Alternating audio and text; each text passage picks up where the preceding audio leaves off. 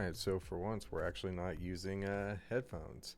What is going on, everyone? Soss here with yet another video, and today we are talking about what just happened on Smackdown. We're not going to cover the whole show, we're just going to cover a couple of the big talking points. Smackdown was in Chicago, and on Raw we found out that Drew McIntyre quit. The reason why I put that in quotations is because everybody knows he just signed a new contract. There was even a video on Instagram, I believe, of The Rock, Dwayne Johnson, handing him a Claymore based off of the fact that he just signed a new contract. So everybody in the entire wrestling universe knows that this was just kayfabe. Now, what ended up happening?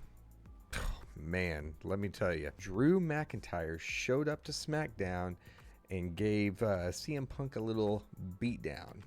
That's right. So a garage door opened up, and laying down on the ground was CM Punk, all bloodied and beaten down. And then you have Drew McIntyre, who picks him up and walks him all the way through the back of the area and onto top of the ramp.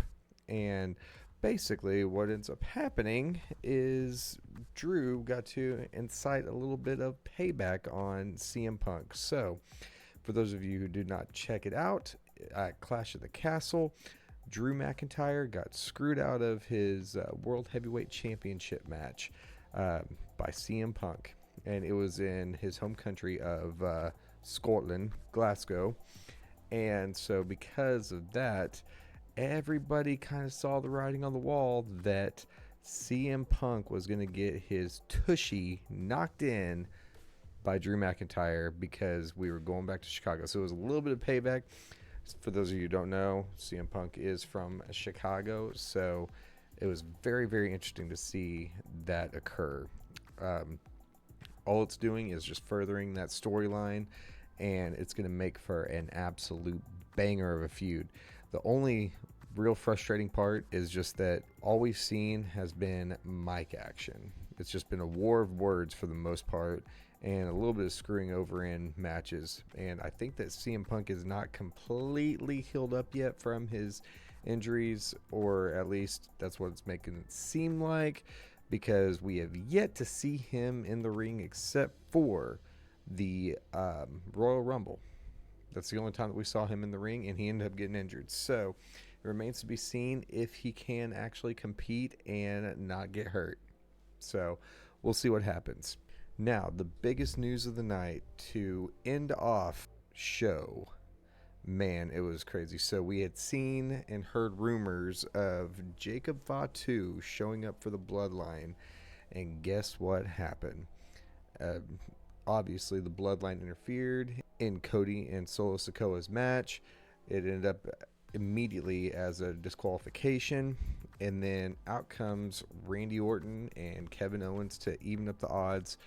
And then as we're bearing down on Solo Sikoa to take him out, guess who shows up to a huge pop? Jacob Fatu. He comes in there, cleans house, and then the show, the Bloodline, the new Bloodline, was all holding up the one. So what does this mean moving forward?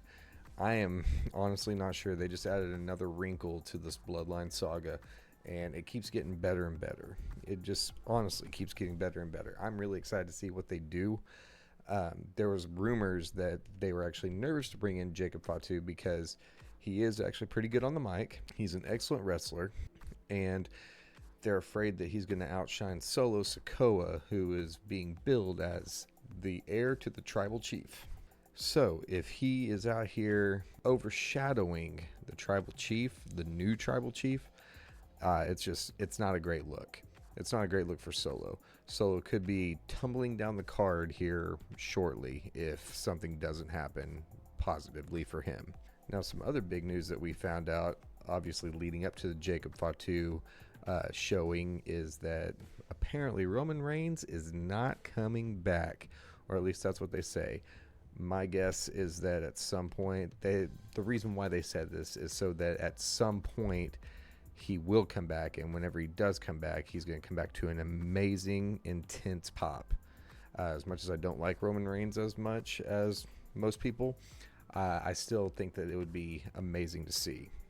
Now, I will say this is great for wrestling. As a wrestling fan, as a coming back wrestling fan, I am absolutely loving this right now.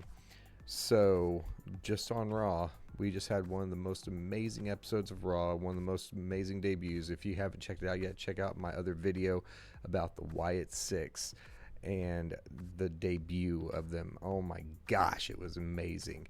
I was on the edge of my seat. The whole wrestling world is talking about the Wyatt Six, and I don't blame them because it is amazing, and I cannot wait to see what they do with that storyline. But now you've got the crossover also with TNA. So NXT and TNA, you've got that crossover going on. And I'm actually going to be recording a video on the emergence of Joe Hendry. I'm excited about it. I haven't gotten a chance to record it yet, but I will be this weekend sometime. Man, the Bloodline is just getting interesting. And I can't wait to see these guys all in action. We've seen Tama Tonga in action. He's pretty cool. He's pretty good. We already know what Solo can bring to the table, and now it's going to be very interesting to see how they utilize Jacob Fatu. But you've got all these entrances, all these people coming up. It is such a great time to be a wrestling fan, and it doesn't even matter what promotion that you are checking out or that you are interested in. All the promotions are doing very, very good. It's a great time to be a wrestling fan. But with that being said, I want to know what you guys think. Drop down in the comments below. Let me know what you guys think about the whole CM Punk and Drew McIntyre angle that's going on. Are you into it? Are you not into it? And then also let me know about the big news with Jacob Fatu. We've had two huge entrances this week, and I just want to know how you guys are feeling about it. Drop down in the comments below. Let me know what you think. Join up with this community. We are all about interaction and having fun. We talk pretty much about pro wrestling, some reactions, some vlogs, all that good stuff, so you won't want to miss it out. So with that being said, if you enjoyed this video, make sure you drop a like, comment down below. I know I keep saying it, but comment down below, hit that subscribe button, hit that bell for post notifications so you know anytime I post a video. And with that being said, we'll catch you guys in the next one. Thank you so much for watching.